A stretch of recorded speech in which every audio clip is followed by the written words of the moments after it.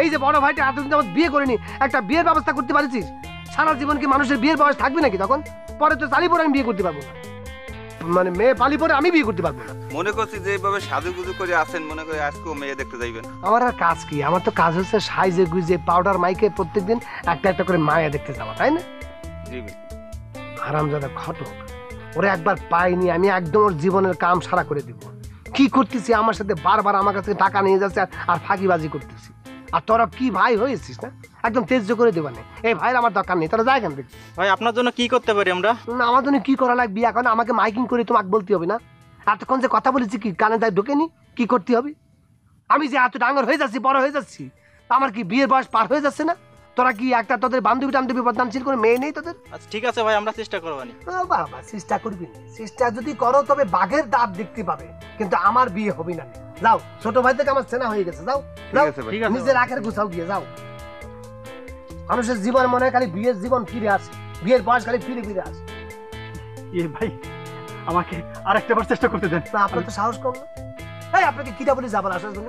এই এত ব্যয় কিসের জন্য? আপনি জানেন কেন থেকে? ভাই আমাকে আরেকটা বার চেষ্টা করতে দেন। আপনাকে আর চেষ্টা করতে দেওয়া যাবে না। আপনি মেলা চেষ্টা করেছেন, আপনার চেষ্টা আমার দেখা হয়ে গেছে। আমি আপনার কাছে ক্ষমা চাচ্ছি। আপনার মাধ্যমে আমি বিয়ে করব না, সোজা কথা কই দিচ্ছি। আপনি এখন যান। ওরে ভাই আমার কথাটা তো শুনবেন। ভালো বংশের একটা মেয়ে লাগবি না। সুন্দর একটা মেয়ে লাগবি না নে। উচ্চ বংশে লাগবি না নে। পর্দাশীল। পর্দাশীল। এই যে ছবিটা প্লিজ আমাকে ছবি দেখাবেন না। মেলা ছবি আপনি আমাকে দেখিয়েছেন, এই ওই দেখিয়ে আপনি আমাকে কলা দেখিয়ে মুড়ো দেখিয়েছেন, এখন আবার ছবি দেখাতে যাচ্ছেন। আমি ছবি দেখবো না, দরকার হলে পরে আমি ব্লাইন্ড আপনার সাথে যাবো। ওরে ভাই আমি নিজে মেলা দেখিয়েছেন ভাই, এইসব ছবি মেলা দেখিয়েছেন আপনি। এসব ফটো মোটো দেখিয়ে আমাকে অনেক ভুলাই ভালাই নিয়ে গেছেন, তারপর দেখিয়েছে আপনি আমাকে মুড়ো দেখায় ছাড়িয়ে দিয়েছেন। প্লিজ আমি আর ছবি দেখবো না। যদি আমি এখন মেয়ে দেখতেও যাই, তাহলে উপরে মনে করেন যে আমি ব্লাইন্ড সাপোর্ট দিয়ে আপনার সাথে যাবো। ঠিক আছে ভাই, এখন আর আমি কিছু বলবো না। আপনি নিজে দেখবেন, নিজে দেখে তারপর সিদ্ধান্ত নেবেন। মনে রাখবেন এটা হচ্ছে শেষ চেষ্টা, খালি পরে কিন্তু বিফলে মূল্য ফেরত হবে। ঠিক আছে আপনি আসেন।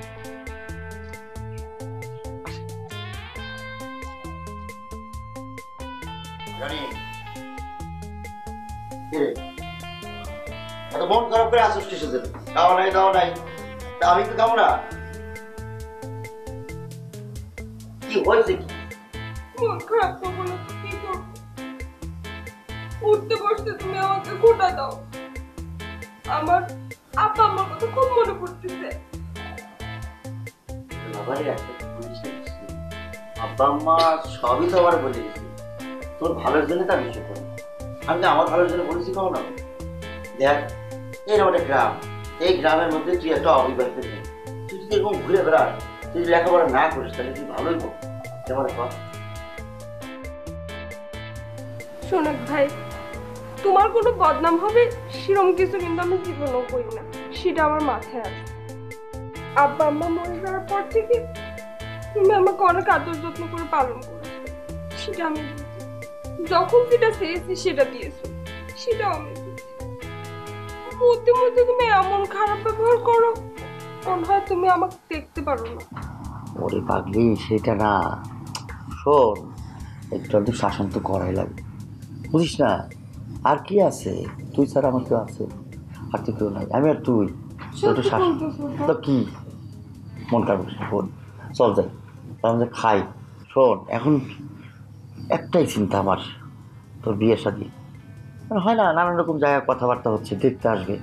এখন দেখতে আসার আগে যদি কেউ খোঁজ খবর নেয় মেয়ে আসলে কী করে, তখন তো দেখবে যে কেউ, মানুষ তো অনেক সময় খারাপ না, কেউ কারো ভালো দেখতে পারে না। তো হুট করে কেউ বলে দিল যে মেয়ে তো খালি ঘোরাঘুরি করে।